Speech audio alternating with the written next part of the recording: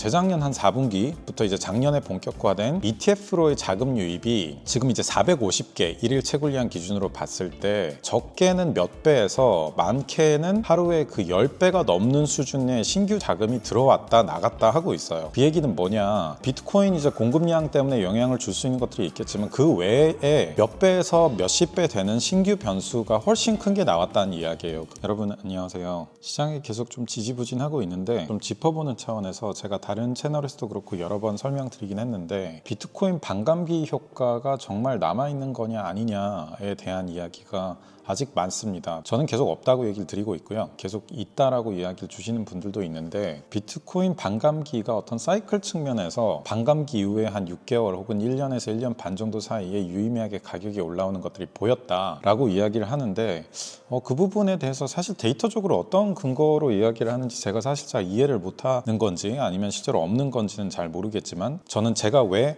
반감기 효과라는 것은 끝났는가에 대한 이야기를 한번 드려보겠습니다. 첫 번째로 아시겠지만 반감기는 매년 4년마다 돌아오고 있고요. 2012년, 16년, 20년 그리고 24년 이렇게 한 번씩 왔었습니다. 그래서 2012년에는 일일 공급량, 비트코인이 체결될 수 있는 게 3,600개에서 2016년에 1,800개로 줄었고 2020년에 900개 그리고 2024년 이후로는 일일 채굴량이 450개로 줄어들었습니다. 이거를 연간으로 이제 24년 이후에 환산을 해보면 연간으로 한 16,400개 정도의 비트코인이 채굴이 될 수 있는 수치고요. 신규 이제 채굴되는 비트코인 양을 전체로 보면은 인플레이션율이 1%가 채 안 됩니다. 0.8% 정도가 됩니다. 그러면은 자, 이 비트코인 반감기에 따른 영향이 있다라고 이야기를 하려면 다른 변수들이 어느 정도 통제된 환경 내에서 이 비트코인 신규 채굴 공급량이 줄어든 거에 대해서 어떻게 반응하는지에 대한 것들을 먼저 봐야 돼요. 왜냐하면은 그냥 모든 다른 시장 변수들이 있는데 이것 때문에 증가했다라고 하면은 맞을 수도 있겠지만은 실질적으로 정확히 반감기 때문이라고 보기는 어렵겠죠. 그래서 다시 돌아가서 연간 인플레이션이 1%가 안 되는 수준의 반감기인데 그럼 여전히 영향을 줄 수 있는가?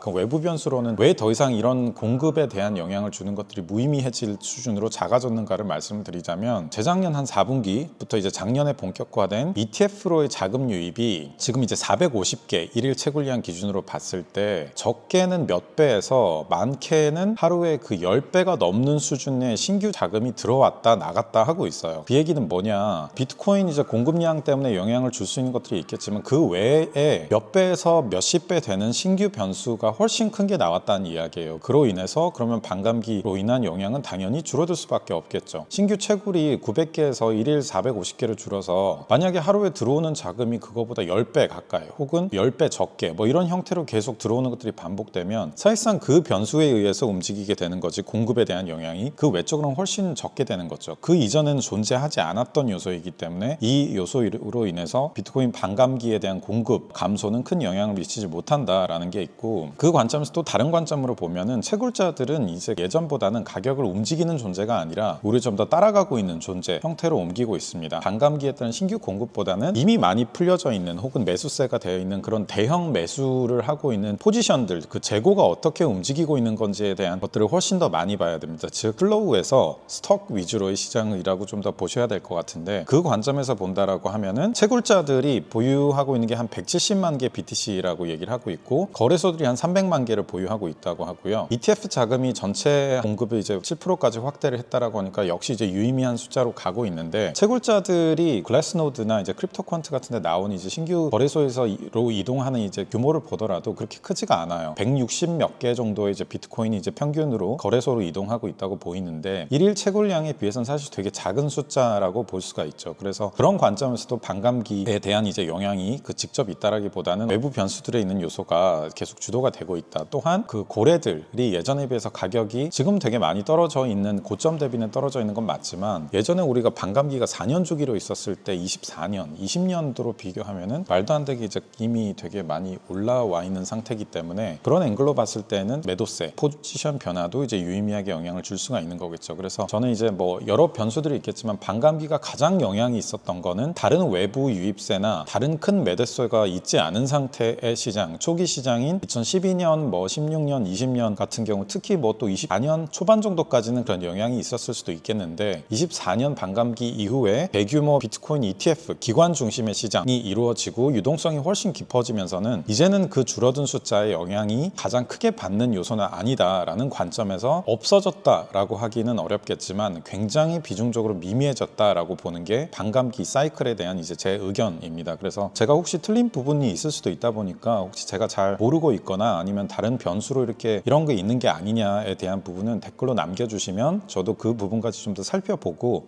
또 종합적으로 더 의견 드려볼 수 있도록 하겠습니다.